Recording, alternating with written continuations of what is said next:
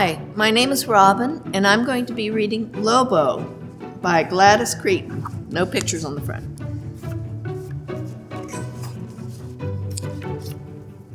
Lobo was the littlest dog in the neighborhood.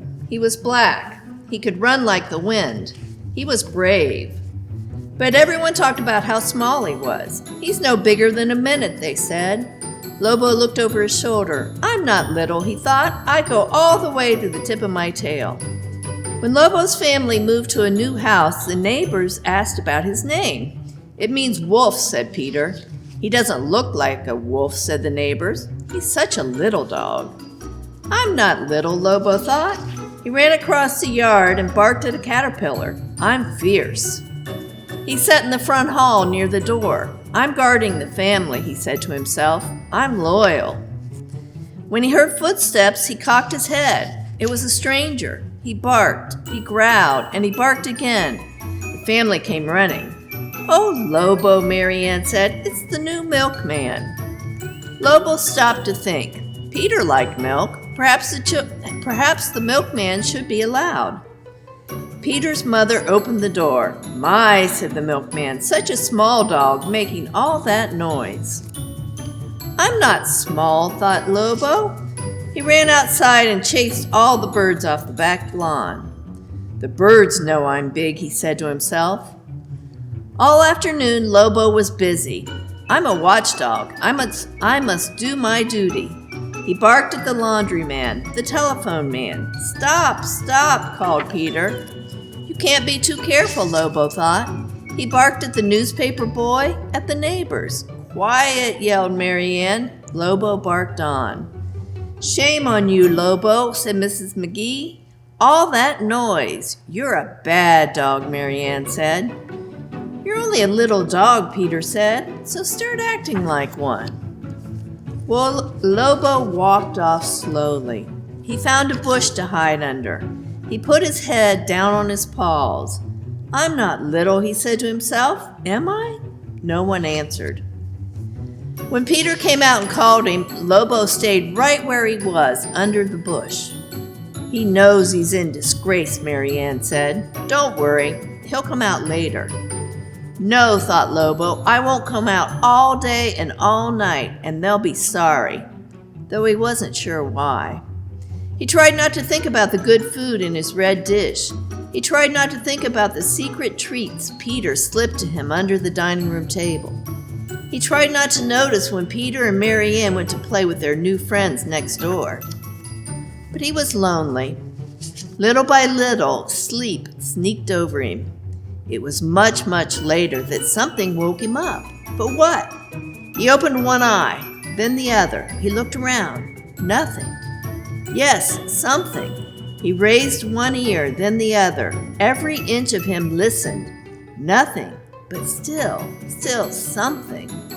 There was a slight whir and a little squeak. Lobo looked to the right, to the left. Slowly his head came out from under the bush, and then his shoulders. Cautiously, the rest of him followed. He stepped to the edge of the lawn. He looked down the street. Nothing. Then up the street, and there it was, whirring and squeaking, and slowly coming right down the sidewalk towards him. Was it a friendly creature? Was it a monster? Its legs were strange. They were circles. Its body was like a big, flat box covered at one end. Lobo cocked his head and looked hard. The creature kept coming. Lobo couldn't hold himself back. He barked louder. Still, it came closer. Lobo ran forward 3 steps and barked. He jumped back 3 steps and barked again. Suddenly, the round legs came to a ridge in the curb in front of Lobo, and there they stopped. Now there was another sound, a strange, loud noise coming from inside the box. Lobo stopped barking. He walked cautiously up to the noise. He sat on his 2 back legs so he could see into the box. He saw a tiny boy, much smaller than Peter, but still a boy. He had a red face and a wide open mouth. He was crying. Lobo didn't blame him. He was probably lonely. But where was his family? Lobo sat right under the carriage so the little boy would know he was near, and he started to bark again. He barked the biggest bark he had inside of him. The carriage wheels jiggled against him, but Lobo sat still so the carriage couldn't move. He kept barking. People started coming from all directions. Peter and Mary Ann and their friends came running. Mrs. McGee came dashing out. Neighbors came from all sides, and best of all, the baby's mother. Quickly, she picked him up, and little by little, the baby stopped crying. "My goodness," the baby's mother said. "The carriage brakes must have come loose. This little dog found my baby." "This little dog," said one of the neighbors. "I thought I heard a huge, ferocious dog barking." "That was me," thought Lobo. "I'm the huge, ferocious dog." "Lobo's the huge, ferocious dog," said Peter. Lobo stood as tall as he could. "Lobo's a hero," said Mary Ann. Lobo looked over his shoulder to the tip of his tail. "I guess I really am little," he thought. "Come on, Lobo," Peter said. "I'm going to give you a treat." "Fine," Lobo said to himself as he followed Peter into the house. "But I hope he doesn't get confused. I may be a little dog, but I like a big treat." The end. Thank you for joining us for the reading.